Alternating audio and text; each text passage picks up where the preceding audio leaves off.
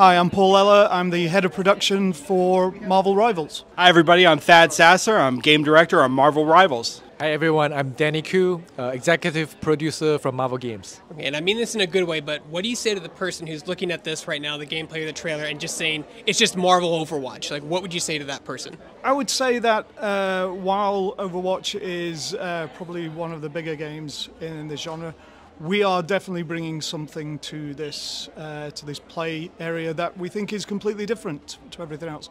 We have, of course, the iconic Marvel characters, the heroes. We have the destructible environments. We have the team matchups. All of those things, I think, differentiate us from other games within this genre. And I think that is an important thing and is why we should be set aside from those other games. Well, the most important thing is third person. You can see yourself and battling in style with all the cool costumes that we have from the Marvel Universe. Yeah, I think overall the game is slightly faster paced as well. It's action packed, and I think that's creates a different flavor, a different experience as well. So I think all of those things really help set us apart. You know, I don't think there's anything wrong with a comparison to Overwatch. Overwatch is a great game. A lot of people love it, and we have some of the same principles. The idea of the team fight, where the whole team fights over an objective, and the team that wins proceeds to the objective. And that core experience is something where we've taken this basic idea and then we've made our own version of it, our own flavor of it. I had a chance to play for about 40 minutes. I would call the game it's more arcade-like than Overwatch. Is that something you guys were trying to do in the design of it? I would say faster paced, if that's what you mean by arcade, because the faster pace is deliberate. That's something we find to be a lot of fun, and it really keeps you engaged in the flow. If you're aware of the flow state, once you get in, your level of skill is matched with the challenge. It feels really good for the players. The rest of the world falls away, and you're immersed in the game. That's definitely our goal with the pace of the gameplay. So you guys have different classes in the game, or roles. Can you speak to those roles and how they play their part in the team? Do have the different classes, and these are intended to give different types of players different experiences. Maybe you're not particularly good at shooting, but you still want to contribute to your team. Well, Mr. Ella here might be a representative of that particular type of player, and he's really good at playing Rocket. He can place the respawn beacon behind cover. He knows how to throw out the healing balls, and he can still deal some damage from kind of the back line supporting the rest of the team. So there's a lot of different ways to play. And suppose you're really clever about how you use the destruction. You get a character with big AoEs and use the destruction to impact the enemy team. There's a lot of different ways to play, and they're not just based on your class, but also how clever you are as a player. Well, for Marvel Heroes, you never really fight from behind. It's always head-on clashing.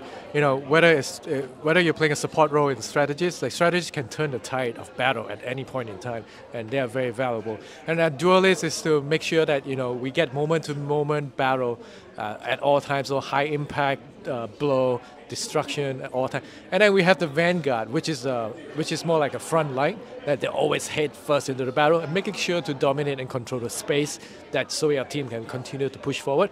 Now, some Vanguard, which is now Venom, is versatile. It literally can just dive into anywhere and say, hey, I'm here. and it's like, whoa, frontline. So with Marvel Heroes, you can't really bucket them into just general three category that we have so far.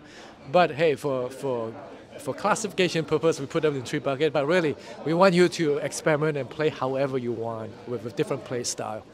And actually, that emergent play he's talking about is something we really look forward to hearing about from the community. It's one of the ways we love to hear from the community about, oh, here's how I use this character. Here's the cool thing that I found. Oh, did you know if you do this, if you place Doctor Strange's portal here, you can make the enemy players jump off the map? Haha. That kind of stuff. We love that stuff. So. The design of the characters and how you make them feel unique. Like Spider-Man's a great example. He plays nothing like any other character. He's very difficult to play, but he's so. I feel like you have all these different subsystems for each hero that are just like indicative. Like I would have never expected a web slinging mechanic in the game to be so fluidic in a shooter. Yeah, I think as Thad explained earlier, a lot of these characters have their own unique abilities. They have their own way of playing, and that combining them together with the team mechanics, you get a unique style of play for every time you set up with a team. As your teams are different, so your play style is different, so your strategy is different, and how you utilize your team and your abilities is part of the core gameplay of Marvel Rivals. Yeah, and I think we have a very talented team as well. We've just got some amazing designers who've come up with some great ideas, and then of course iterating through these designs and play testing them and getting feedback from Marvel, from the community, and so on is an important part of that as well. I'll keep harping on that. We love the feedback. Yeah, as we have multiple Marvel games in the market, and there is a set expectation of how a hero is being presented. Like, take for example, Spider-Man. You say it's unique for a shooter. Yeah, because that's a lot of iteration, making sure that it feels like Spider-Man. Even little stuff like, did you know, like, the Spider-Man in this game actually also has Spidey sense? When, I saw that. when there's enemy nearby, so it brings the character's flavor, even in a hero shooter, make it work. Which NetEase designers are great in this. Now, talk about your relationship with NetEase and Marvel. How do you guys work in tandem with each other? Did you guys start the design process, then go through Disney? How does the pipeline work? So it's very collaborative. We have a tremendous amount of freedom from Marvel. They are very generous, by giving us the IP to choose from as we wish. We are very collaborative together. It is a symbiotic relationship. That's a Venom throwback for anybody who's playing. Hey! We are definitely in a situation where we can build on each other's strengths. We have a good rapport where we can bounce ideas off each other and come up with even stronger suggestions that we can implement into the game. So it's a really, really good relationship that we have. If I could tag in on that. You know, somebody asked me earlier, they said, oh, well, isn't it restrictive working with Marvel and the IP? And I was like, oh, actually, no, I found it to be the opposite. There's 85 years of Marvel, you know, across different genres, across different media. There's over 9,000 characters. There's so much to pull from. And we'll come up with what we think is a really good idea, and we'll talk to Danny and the team at Marvel, and they'll make it even better. And then we'll take that and we'll say, oh, but what if it did this? And they'll be like, we love that. And what if it did this? And it's just been a great relationship. I couldn't say enough nice things about it. Well, think of us as a creative extension arm from NetEase creative team. We work with them daily. You know, and NetEase is a global company, work across different time zones. We'll be there whenever they need us, as much as they need us, and we're always there to bounce off great ideas. And we ask, it's like, what are you trying to do? Are there ways to achieve the same goal, but with a better performance? And we keep bouncing great ideas across, and you can see the results. And my next question, I'll get to characters later, but for right now, we'll talk about the characters you have announced. Like, how does the design process start? Like Venom, for example, do you have an idea of like a bruiser or like a tank, and then pick a character and put him in the place, or does it start with the character first and then build that way? First of all, we look at the roster, right? We explained earlier, like we try to select the greatest hit of characters that everyone know and love. We throw in some curveball and we throw in some deep cut. So we have a big giant roster that we have. Then from there we kind of try to balance across the board of a family. Like, do we have enough Avengers? Do we have enough Guardians? Do we have enough Spidey characters? You know, Fantastic Four characters, like etc. Others, right? Every aspect we look, and then when we feel good, and then we look, okay, for this character, what are the relationship between this character and the rest of the cast? Like, what are they doing in this world? And what can we do about them? And then the design team will come and say, all right, say for Venom, like, we think these are the skill set that represent Venom, and we'll take a look at it, and we look, if there's three things that take away, two or three things to take away from Venom, you need to express X, Y, Z, and the team will take it back and come back with even crazier ideas, and we love it. We love to collaborate with them, and from there, once we solidify the skills, design, and everything, then we start writing the narrative, the dialogues, recording the voiceovers, and even the sound design against it. And then we'll play test it, and you know, in parallel in the gray box, and see if the skills are fun, right? Every day, right? Yeah.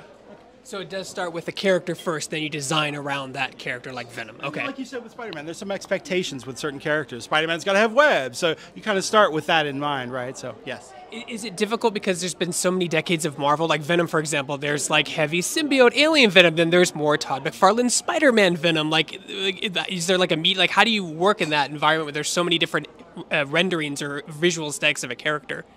That's when the narrative come in. So, which Venom is this in this world? It's like, why is Venom this way? And what is he doing in the Marvel Rivals world? What kind of situation is in? And then based on that, you'll design a character type, a shape, a form, and then you got to compare this character against the entire roster, making sure it's unique and distinct and it stands out by itself. So that's that design philosophy as well. Like even skills, like we don't want to repeat like what Spider-Man is doing because Venom is clearly a different character. So we want to make sure that a player has a unique approach to playing different characters, even though they're from the same Spidey family. So, like, I mean, personally, just more of a note than a question, but you guys have just a goldmine of DLC. I mean, all the costumes, emotes, voice lines. That's where I was going with. So the voices. Can you have you announced some of the cast yet? I think I heard.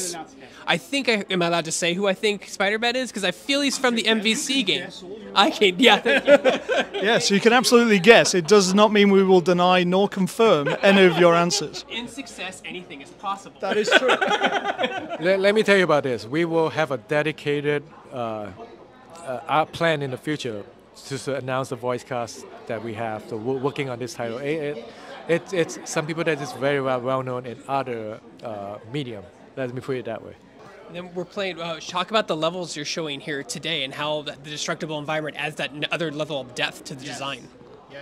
Well, the destructible environments are really exciting. I think, there's the spectacle of them, which looks awesome, but then there's also the gameplay impact. We've told a couple stories today about how destruction has impacted the gameplay, and whether it's shooting a floor out from underneath your feet so you can escape downwards, or creating a new route by blasting open a wall, or collapsing a bridge so now your friends can run up and join you or whatever. There's a lot of different ways to use this environment to gain an advantage over the other players.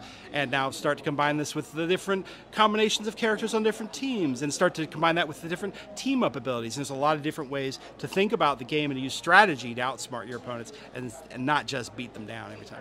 Now, do you guys have a release date you have a beta coming up, but do you guys have a release date set in stone yet? We've got a closed beta at the end of July, and we haven't announced the release date yet. At release, are you guys planning cross-play between all three, PlayStation, Xbox, PC? So yes, there will be cross-play with PC, Xbox, and PlayStation. And we're also going to allow cross-region. So we bring friends internationally, play together.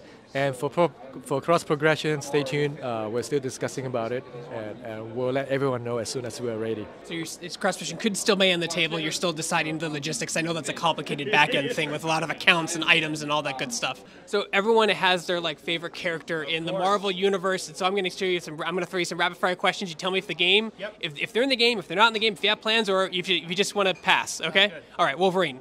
Pass. Jean Grey. Pass. Cyclops. Pass. Abomination. Pass. Taskmaster. Pass. Hobgoblin. I'm going to pass on that one. Carnage. Stay tuned. I would pass. Iceman. Pass. Nightcrawler. Pass. I will say. 2099.